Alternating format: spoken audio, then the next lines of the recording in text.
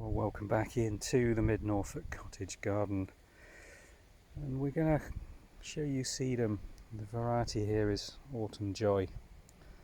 It's one of my favourite varieties of sedum. There's plenty on the market, but this one is, I find, one of the best, most reliable and deepest colours that you can select.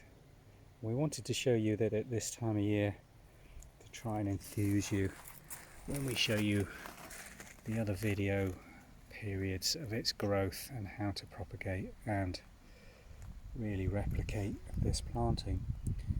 You may think these have been here for years. They haven't. They are mature plants that were moved into this border when these new beds were created earlier this summer.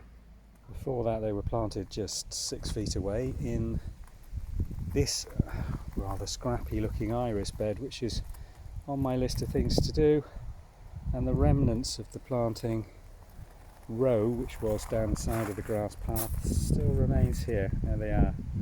So previously they would have looked like this, and now they're looking like this. Twice the size, probably twice as much flower. A little soft in its growth where it's on the new soil. You can just see them starting to oyster open here, and part of the problem with some of these is they outgrow the support structure and start to collapse. This hasn't happened to a bad extent in this bed. It's still holding pretty well. But the colours that we're getting here are really starting to come now.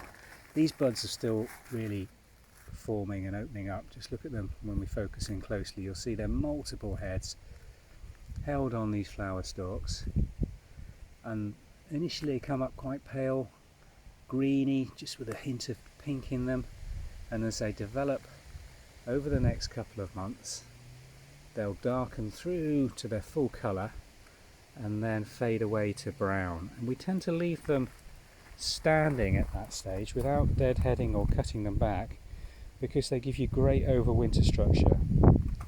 Really attractive in their own right, with the frost on them all the way through December and January, even February. They look fantastic. Now, certain sedum varieties will seed from these flower heads, and certainly if you don't deadhead them, then it is potentially possible to either let them self-seed or collect the seed and propagate it and germinate it yourself. I've never seen that occur with Sedum Autumn Joy. I've seen the flower heads dry up. I've never seen seeds coming from the flower heads. I don't know whether this is fertile or not. I suspect it probably is an infertile type of sedum that you can't grow from seeds, but it's dead easy to propagate by digging up and dividing the crowns, or even just pulling a small piece away from the side and then rooting that in, as most succulents will root either just in water, or if put into soil or in contact with the soil, will put out roots at each of these leaf joints.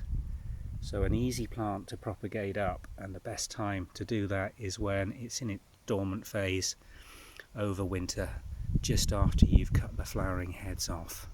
So end of winter, beginning of spring, before it starts back into its main growth phase.